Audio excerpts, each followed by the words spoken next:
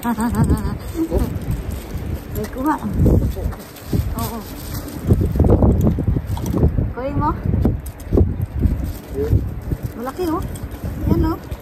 Malaki guys. Malaki ang kuha natin. Yan. Yung pusa guys, nakaabang. Kaya ayaw ko nang kukunin. Kasi pag ibaba ko to, lalapit sa akin yung pusa. Naawa ako. Kaya ayaw ko ano. Chuta natin eh.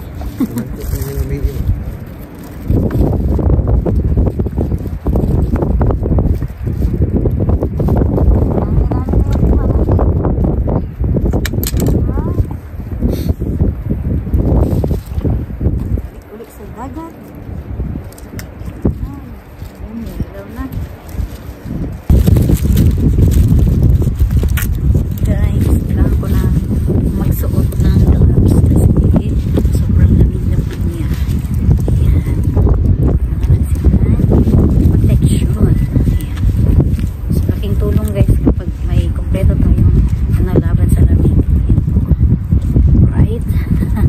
Thank you guys sa mga nagbabayway po ng aking pag-vlog sa aking mga nakuha ng isda. Ayan, sa mga fishing share po. Nakabayan ko sa Japan. So, kahit din siya dito man ito sa chicken. So, sa mga nakapanood po ng unang na-upload ko po nung January last month, doon, dito rin po ako guys. So, ibang ano lang, pwesto. Ayan. Okay, subuhan ko lang guys. Marami yung ating buha dito ngayon.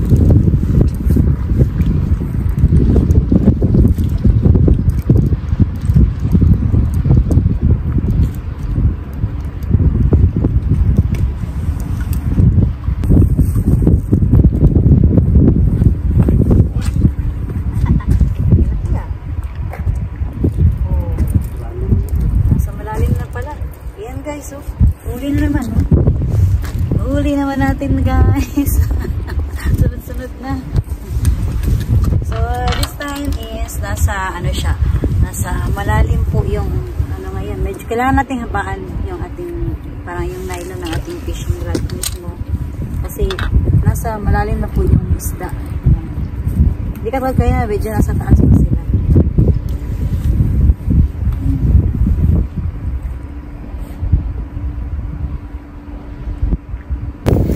So, yun guys, apit-apit ko po kayo sa kuha namin na isda. Ayan. So, ito po ngayon. Ayan. So, pasamantala, nilagay lang muna namin dyan guys. Kasi mamaya ilipat na rin yan sa cooler na may yellow. Ayan. Tapos, linisan. Ayan. Ayan guys. Marami na tayong huli. Ayan. Okay. Wow. Ulam na guys. Ayan. Ano yan? May huli. May huli ka. Ayan, may kuha. Ayan, oh, malaki ito, oh. Ayan, oh. Ayan, guys, oh, malaki ito. Ayan. Wow. Ito sana malaki. Malaki. Wow. Malaki siya, guys. Grabe lang na mura, guys. Ayan. Ayan, oh, tumatalon-talon pa. No, diba? Libre na yung ulam ni Kindness. Ayan.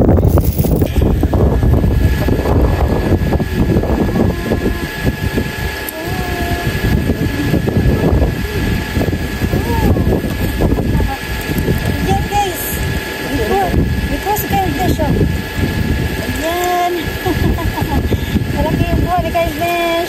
Ayan, baba. O, diba?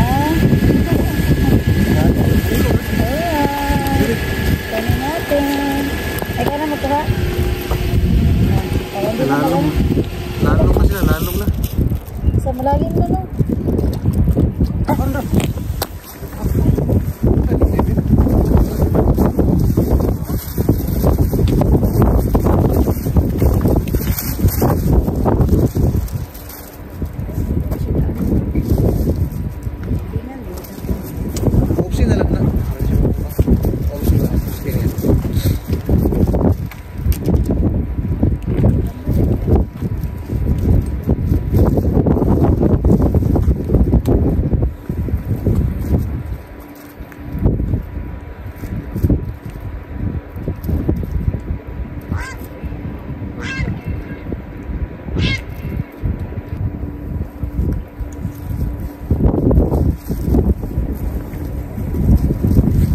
bumagsak yung isang camera ko guys sa ano. Kasi mahaba yung ano niya, yung tripod niya. Yan. Tapos masyadong mahangin. Yan, bumagsak siya. Nagulat ako. Kasi alaga ko yun. So, ganito kasi si Kindness guys. Ano, kahit anong bagay, pinapahalagahan ko. Kaya, ano, ayaw ko ng ano yung may nahuhulog, may nababasag, yung ganun. Yung parang gusto ko kasi maging careful din sa gamit. Ayan. Tsaka unang-una para tayo magbili ng bili. Kasi pag panay masira yung gamit natin, magbili tayo ng magbili. Sayang din po yung pera. Ayan. So dapat din, ingatan din po yung gamit para magtagal. Diba po? Ayan na.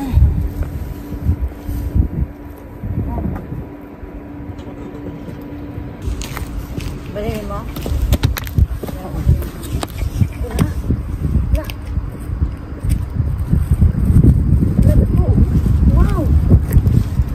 Guys.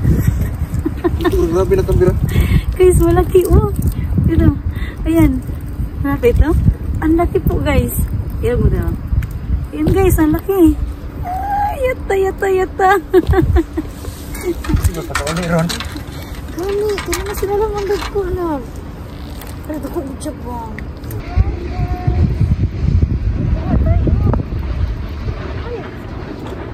Tama na. Si Kindness guys oh.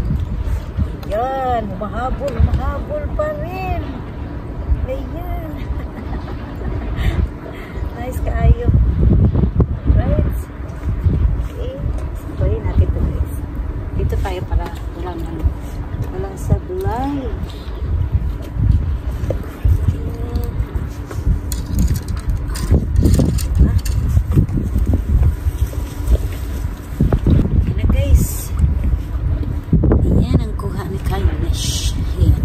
Mahabol. Mahabol guys.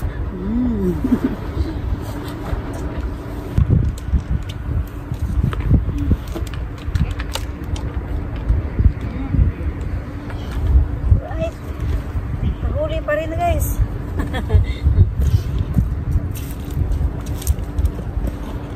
Medyo malakas kasi yung hangin eh. Kaya siguro isa na dumalang yung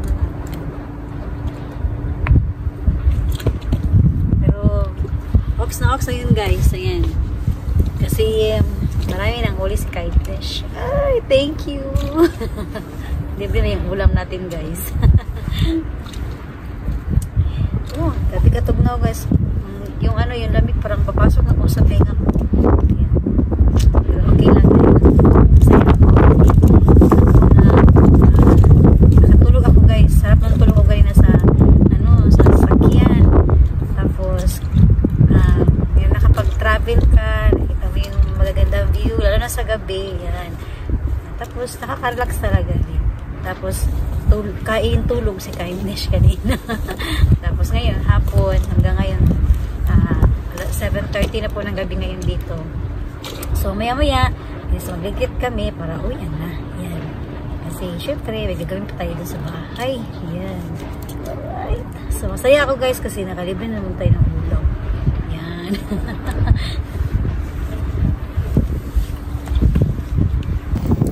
So, ayan po yung fishing rod natin guys. Tatlo po yung ginamit namin. Ayan. Tapos, ito ay nilagisa na po. Para pag-uwi sa bahay ay okay na po ito. Ayan. Tapos, pwede na maluto. Ayan. Hindi na isa lang yung pagod. Tsaka mainit yung tubig. Malamig yung panahon, pero mainit po yung tubig sa dagat. Ayan. Tapos, ayan guys. So, sa Kindness, nakabantay ako sa 3 fishing rod habang naglilinis po yung asawa ko. Ayan guys. Tulungan po para para mas madaling matapos. Tapos pag-uwi sa bahay, ayan. Hindi na. Kunti na lang yung trabahuin natin. Ayan. So, wala pa tayong huli ngayon. Hintay pa tayo guys. Kasi yung isda ngayon, nasa ilalim po siya guys eh. Yung malalim na po yung isda ngayon. Hindi katulad kayo na medyo nasa ibabaw lang siya. Ngayon talaga nasa pinaka ilalim. Pero, mas marami kaming nakukuhang malalaki. Ayan. Alright, ayan guys. So, ayan po guys, nalinis na po. Ayan, so yung iba wala pa. Wala pa, hindi pa tapos. Ayan, may huli na naman tayo guys. Ayan, humahabol pa yung huli natin. So, ayan guys, linis na po yung ating isda. Nahuli ni Kindness, ayan. So, linis na po siya guys para pag-uwi sa bahay. Ayan, is kainan na. So, ayan guys, nalagay na namin sa collar. Tapos may yellow pa. Ayan. So, napakatibay po ng ginawa namin na yellow. Hindi po kami bumili sa convenience store. Kami mismo po ang gumawa sa bahay. Dahil mas matagal po ang so yun po na-observe namin. Mas matagal pong ang yellow. Matunaw. Ayan. Alright. Pag-uwi sa bahay nito ay andaman ng pipino guys. Pinakrunchy na pagka-prito. Paksiw. Sabaw. Ayan. Dahil fresh na fresh. Ayan po. So, yan guys, ligpitan time na po si Kindness dahil kailangan na po natin umuwi din guys dahil gabi na. Yan po. So, yun nga pala guys, ako po yung papasalamat po sa inyong lahat. Sa wala niyo po talagang sawa na suporta po sa aking YouTube channel. Yan sa mga, mga kabayan ko po dito sa Japan. Ayan, sa mga gusto po na mag-fishing. Yan guys, so please subscribe po sa aking YouTube channel at nang ma-share ko na po sa inyo guys ang mga iba't iba pong spot na mapupuntahan ni Kindness. Ayan. So thank you kayo sa inyong suporta sa panonood. Alright, tigit-tigit po si Kindness guys. At ako na po ay magpapaalam sa inyong lahat dahil tapos na po tayo guys sa ating pamimingwit. Ox na po yan guys, may huli tayo na maluto na tayo.